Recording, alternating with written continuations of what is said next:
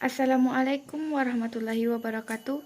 Perkenalkan, nama saya Sinti Afrianti dengan NIM 2120383 dari kelas PAIJ. Saya akan mempresentasikan hasil ujian manajemen saya, yaitu tentang bagaimanakah pandangan saudara mengenai halnya ganti materi, ganti kurikulum? Apakah dampaknya bagi sistem pembelajaran di sekolah? Dan jika saudara diangkat menjadi Menteri Pendidikan Indonesia, apakah gagasan rasional saudara mengenai implementasi kurikulum dalam meningkatkan mutu pendidikan di Indonesia? Pergantian kurikulum ini yang dibuat pemerintah bertujuan untuk meningkatkan mutu pendidikan Indonesia. Namun, pada kenyataan yang dilihat tidaklah sesuai dengan kenyataannya. Inilah yang membuat pandangan masyarakat berubah terhadap pergantian kurikulum ini. Tetapi, pergantian kurikulum memiliki dampak baik itu secara positif maupun secara negatif. Dampak dari positif pergantian kurikulum yakni untuk para peserta didik para peserta didik bisa mengikuti pembelajaran sesuai dengan perkembangan zamannya. Sedangkan dampak negatifnya mutu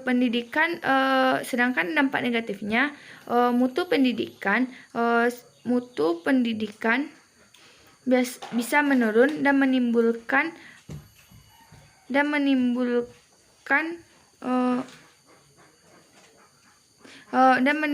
berbagai masalah seperti turunnya prestasi siswa dan lain-lain. Jika saya diangkat menjadi Menteri Pendidikan Indonesia, yang pertama yang harus saya lakukan yaitu saya harus menyetarakan kurikulum di semua jenjang pendidikan.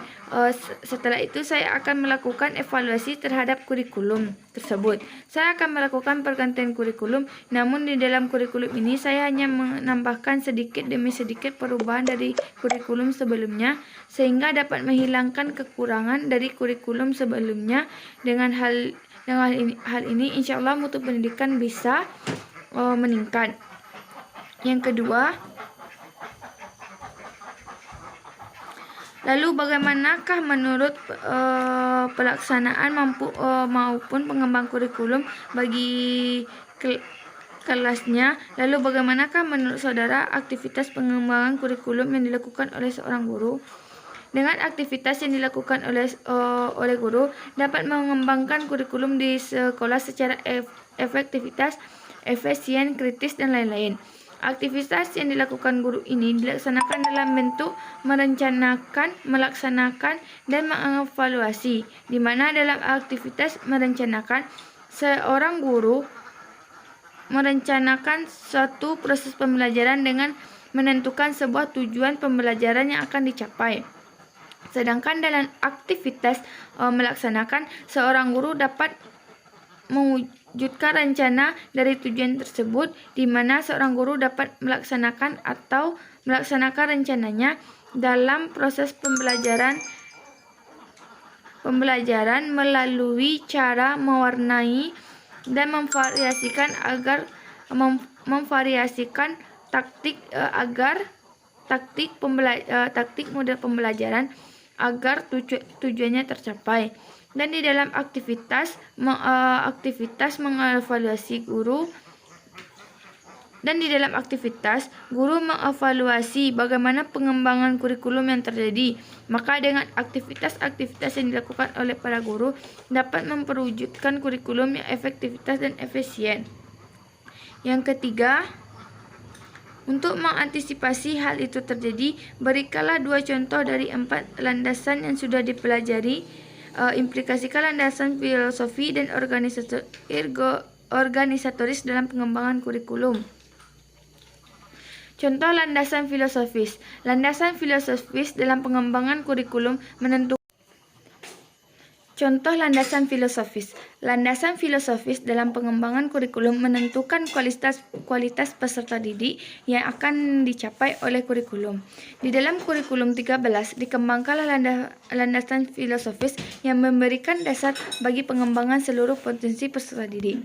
Kurikulum 2013 dikembangkan menggunakan filosofis, yakni mengembangkan potensi peserta didik untuk berpikir rasional dan kecemerlangan akademik dengan memberikan makna terhadap apa yang dilihat, didengar, dibaca, dan selalu bertujuan untuk mengembangkan kemampuan intelektual dan kecemerlangan akademik, membangun kehidupan masyarakat yang lebih baik, mempersiapkan kehidupan masa kini dan masa depan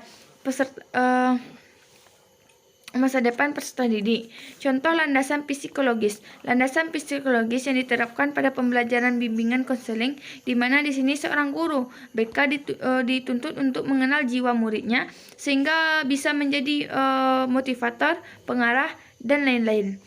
Landasan organisatoris terdapat pada organisasi horizontal dan vertikal, di mana organisasi horizontal adalah organisasi yang mengantar pada pola pengalaman belajar satu dengan pembelajaran lainnya. Organisasi vertikal kombinasi antara mata pelajaran yang diprediksikan sulit dengan yang mudah. Yang keempat, bagaimanakah cara terciptanya proses pendidikan yang sesuai dengan perkembangan masyarakat, mengingat perkembangan ilmu pengetahuan dan teknologi yang telah banyak merubah sistem nilai yang sudah ada sebelumnya. Cara terciptanya pendidikan sesuai perkembangan masyarakat, yakni dengan menciptakan lembaga pendidikan yang berkualitas dan akuntabel, di mana lembaga pendidikan merupakan suatu lembaga yang senantiasa diperlukan masyarakat sepanjang masa. Jadi, untuk menciptakan lembaga pendidikan yang berkualitas, maka diperlukan pula lah sistem manajemen yang baik. Selain itu, pengelola lembaga juga harus memperhatikan keinginan dari pihak-pihak yang terkait seperti pemerintah, siswa, komunitas, masyarakat, tenaga pendidik, dan lain-lain. Yang kelima,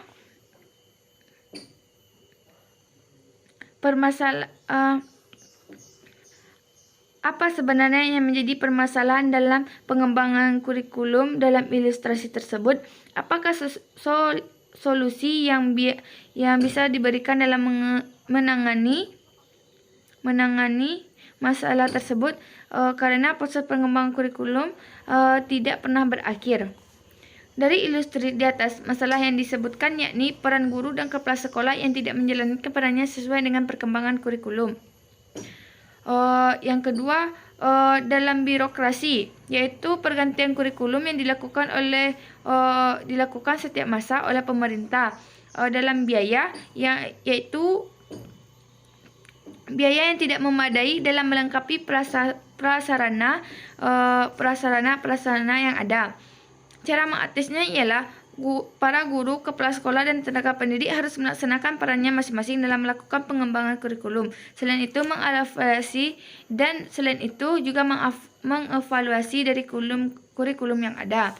Sedangkan pemerintah harus menyesuaikan kurikulum dengan perkembangan zaman dan mengevaluasi kurikulum tanpa harus merubah atau menggantinya, dan semua lembaga pendidikan harus bisa memahami masalah-masalah yang ada dalam proses pengembangan kurikulum. Salah satu yang keenam, berikan contoh implementasi SKB 3 materi pada pengembangan kurikulum madrasah, substansi dan sarannya apa, serta dampak SKB 3 materi ini dalam pendidikan agama Islam. Contoh implementasi SKB 3 materi pada pengembangan kurikulum madrasah terdapat pada kebijakan SKB 3 materi tahun 1975, di mana madrasah membuka jurusan khusus ilmu agama pada tingkat aliyah. Hal ini bertujuan untuk mempersiapkan siswa untuk memiliki kemampuan dasar di bidang ilmu agama dan bahasa Arab. Substansi pada saat itu mengeluarkan keputusan mengenai SKB 3 materi ini, di mana dengan mengeluarkan undang-undang Sikdiknas nomor 20 tahun 2003 oleh Menteri Agama. Sekianlah presentasi UTS saya. Saya akhiri. Assalamualaikum warahmatullahi wabarakatuh.